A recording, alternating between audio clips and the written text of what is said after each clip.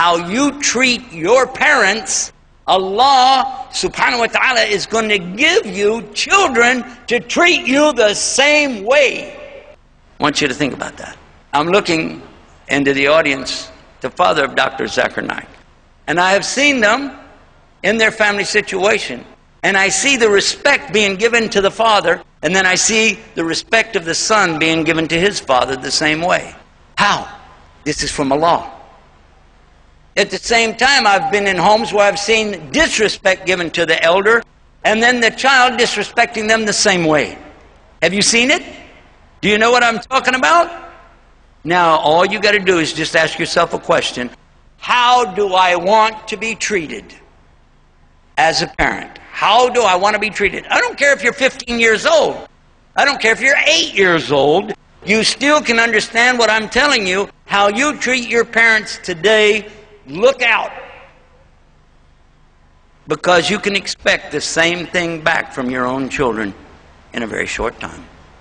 It's very critical that you and I realize the only way we're going to ever raise up these champions. And we want them to be champions. We want them to get out there and do good. We want them to be the best examples as Muslims. We want them to be the best doctors, the best engineers, the best professors, the best business people. We want our children to be the best.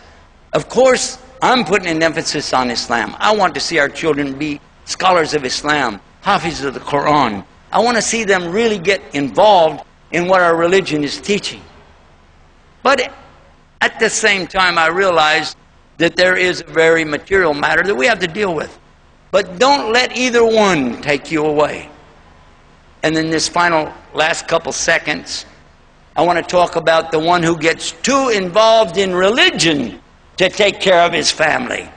Because usually people like me are telling you to get into the religion, get more involved in it,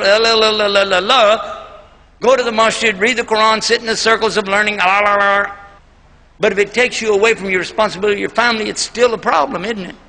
There is a balance. We are the ummatin wasatan. What does wasta mean? Balance. There is, of course, time for salah, time for learning Quran, time for being with the brothers in the masjid. But when we pick up and leave and don't come back for days at a time, weeks at a time, and then when we are there, we're trying to make up for the lost time. You know, I was out doing my preaching or whatever, and now I don't have time for my family. I have to double up on my work. I still have ignored the thing that I was commanded to do above all other things, and that's the treatment of other people. Earlier today, we heard a beautiful talk about dignity and how important dignity is. And this is the same. Give your children dignity by spending your time with them. And then when somebody asks you, how much are your children worth? You say to them, my children are worth my time. That's what they're worth. And you can't give that to them, only I can. Spend a little bit more time with those children. You'll be glad you did. Allah will love you for that. Your children will respect you for that. And most important, on the Day of Judgment, you will have at least tried your best. And hopefully, you won't have to be calling me or Dr. Zakir or some of the other teachers out here and begging them to come help you deal with a problem that you could have avoided a long time ago just by spending your time. And really, that's it, isn't it? It was too simple. Didn't really need me to come out here and tell you. It was right in front of you. But that's what's beautiful about Islam.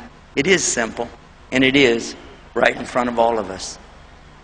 Before I walk off now, I want to make a prayer, a dua, a supplication to Allah. For me, for my family, for your family, for all the future generations of all the Muslims. I pray, actually I beg Allah that He will guide them, guide us to be the best Muslims we can be in whatever we do. Ameen. We ask Allah, beg Allah, to keep our children and our families and us away, far away from that hellfire. Ameen. We ask Allah for the best of this life and the best of the next life, and save us from that punishment of the fire. Rabbana atina fi dunya hasan wa fil akhirati hasan وقنا عذاب النار. Ameen. And alhamdulillah rabbil alameen, huwa alladhi ja'alna muslimin. Peace. Assalamu alaikum. Jazakallahu khaira, Sheikh Yusuf Estes, for the truly inspiring talk. Wassalamu alaikum wa rahmatullahi wa barakatuh.